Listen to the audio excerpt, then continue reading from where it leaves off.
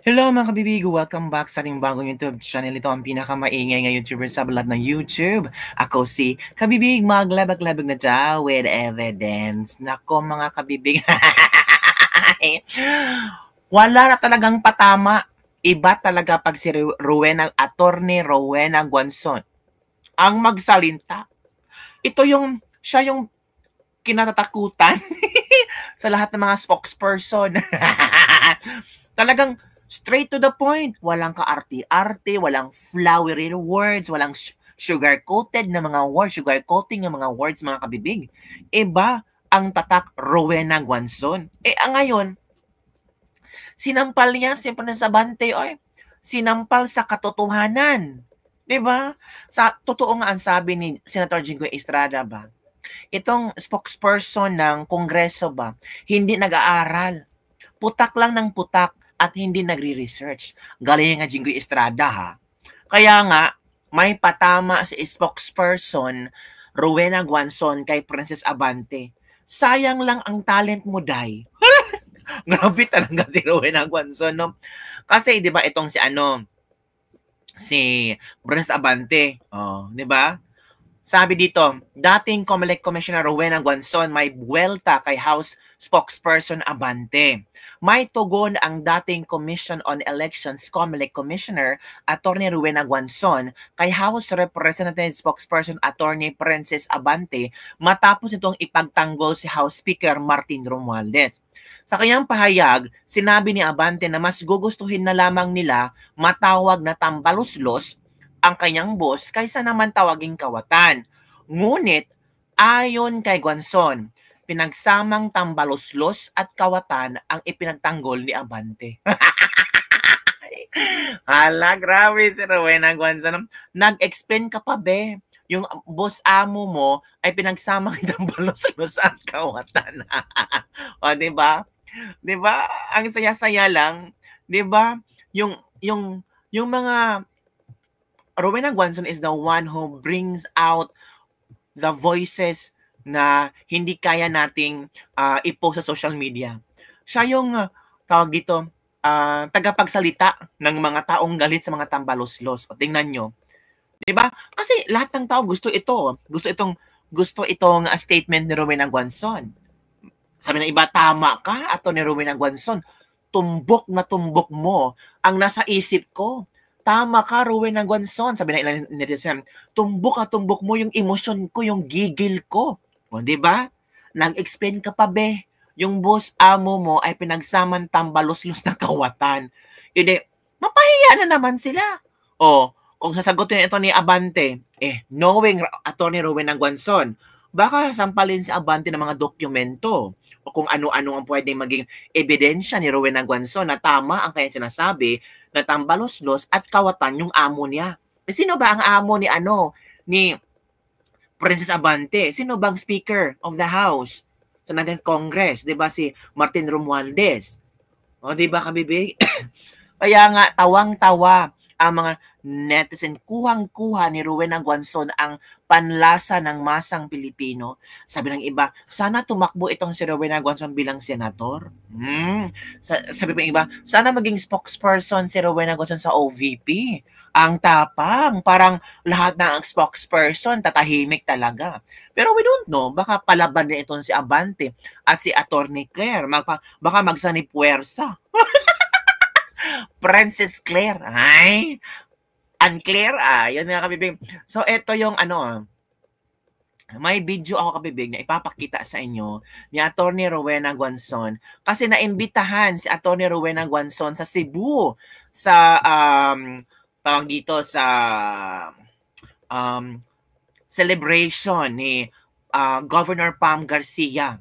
At I think si Rowena Guanzon ay one of the house tawag dito, guest si Rowena Guanzon. Dili, PBB ito ha. So eto ha, patama ni Atty. Rowena Guanzon sa spokesperson sa Kongreso. Ito. Kasi if you're a spokesperson, you have to be clearly understood. Hindi ka pwede mag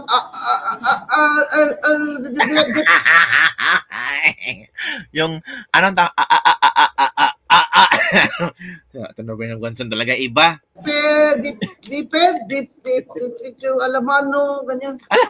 Pwede yun. Kailangan klaro. Correct. Kung ang advice ko sa mga gusto mag-spokesperson, you have to communicate your message clearly, and you can only speak for your principal because you are the agent. Kasi Atty. Amante, hindi ko nga alam kung sino principal niya. Hindi ko alam kung high school principal, college principal. Kasi may secretary general, may deputy speaker, sila ng speaker. Lahat gusto mapasikat ba? Awa ako dyan sa spokesperson nila. Si ano na lang yung spokesperson mo tungkol sa building ng house. Gusto lahat ng congressman nga ilaha magpasikat man. So sila po mo papel-papel ana.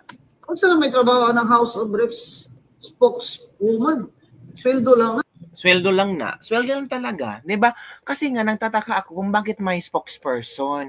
'Di ba every now and then itong mga congressman, lalo nung nauso ang Quadcom, palagi sila nagpa-press con. 'Di ba? Press con. Pag mayroong mga trending news na tungkol sa kanila, press con every now and then, half hour or 15 minutes or 1 hour ang press con. Ngayon may spokesperson, mata-press con pa rin sila. Kaya naguguluhan ang mga tao, ano ba yung totoong trabaho ng spokesperson? Or baka para pasahod lang yan? Kung para pasahod, wag na lang po. Kasi ang pinapasahod ng spokesperson galing sa tax namin. At may karapatan din kami na kutsain ba yung hindi naman kukutsain, kundi ibabash? Hindi naman ibabash, kundi tingnan din kung tama ba ang mga sinasabi, sakto ba, swak ba sa impormasyon. Hindi ibig sabihin spokesperson ka na, ikaw lang ang tama. 'Di ba? Ay, yung sinasahuran ka ng sambayanang Pilipino. So dapat respetuhin mo din ang sambayanang Pilipino. Kagaya ni Claire Castro, 'di ba? Pinasasahuran niya ng sambayanang Pilipino. So Claire Castro, huwag kang magpa-feeling Reyna dyan. Huwag kang magpa-feeling ikaw ang tama palagi. Di ba? Ito, go. Let's continue, Atty. Rowena Guanzon. Pero medyo kayo substantive ba? So, no substance at all. Dapat klaro yung role. Kung may spokesperson na, dili na kaya sulti ang Secretary General. Correct. Internal na lang siya. I don't know. I'm not there to tell them what their role should be, pero sayang naman yung talent niya. Sayang yung talent niya. Anong talent niya? Paputak-putak. Di ba? Sabi nga ni Jinggoy, putak ka na ng putak, hindi mo alam. Think before opening your mouth. Yun ang sabi ni Jinggoy Estrada. Think before opening your mouth. O spokesperson ng Kongreso. Hindi putak ng putak. Mag-research ka. Grabe si Jinggoy magsupalpal, no? As in, parang sinasabi bang, huwag kang bobo. Huwag kang magsalita kung bobo ka. Huwag kang magsalita, maggawa ng video kung walang laman ang mga sinasabi mo. At hindi ito pagandahan na ng video, pagandahan na ng mga statements. Dapat merong mga supporting details na kung tatanungin ka, kung magre-react ang mga tao, meron kang isusupply na mga konkretong ebidensya, dokumento, at kung ano pa. Di ba? Sasalita siya ng ganito, doon, nagpipress con din yung isang congressman. Tama. Kung ako ang spokeswoman, sabihin ko talaga, sabaan ni mo dumay. Ako na may spokeswoman karon. Tama sa Atty. Rowena Guanzon, spokeswoman, no need na magpapress ko yung ibang congressman. Siya na lang. Kung ano yung gustong sabihin ng mga congressman, and then there's a possibility na may question i-erased, kukunin na lang yung idea ng ni spokeswoman sa mga congressman, tapos siya na mag-consolidate, siya na ang haharap sa media, siya na ang sasagot sa lahat. Kagaya ng ginagawa ni Claire Castro. Sometimes, si Claire Castro, hindi na niya alam kung ano isasagot, so gawa-gawa lang kanya yung sagot. You know how it is ba? The politicians always want the credit. Ngayon ng iba dyan, sila daw ang nagbigay ng free college tuition. Bam Aquino. Diba si Bam Aquino nanalong senador just because of free college education? Nako po. May alam si Rowena Guanzon dyan. Pero Ay, nako. Maraming nabudol din ni Bam Aquino, actually. Sila nag-implement. Fake news na yan eh. Oh, fake Hindi na news. maganda yan. Yung mga credit grabbing. Let's have a government and our leaders should be responsible, accountable. Tama. And live simple lives. Ay, makita mo na karon sila. Ang mga bag, kung relo, milyon-milyon. Tama. O, diba? Grabe ang banat ni Atty. Rowena Guanzon, which is tama naman. Ito yung hinahanap nating mga tao ba na realistic, makamasa, at alam ang pinagdaanan ng masa. Hindi nga ito nakaupo as anong tawag dito, representative ng PWD kasi pinipigilan ni Martin Romualdez. So dahil pinigilan siya ni Martin Romualdez, knowing Atty. Rowena Guanzon don't like to dance with the wolves, so talaga kung ano ang nakikita niya, ano ang naririnig niya, pero Rowena Guanzon will speak with reliable sources talaga yan.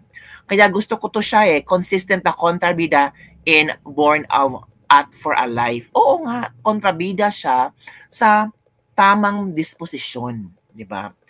Tama po kayo, madam. You are right, madam. Bawal ang credit grabbing. Tama po sa Atty. Guanzon. Why not speak directly? Di ba? Real talk ka talaga, madam. Hope soon kunin ka ni Inday kung makapwesto na siya. Hopefully, no?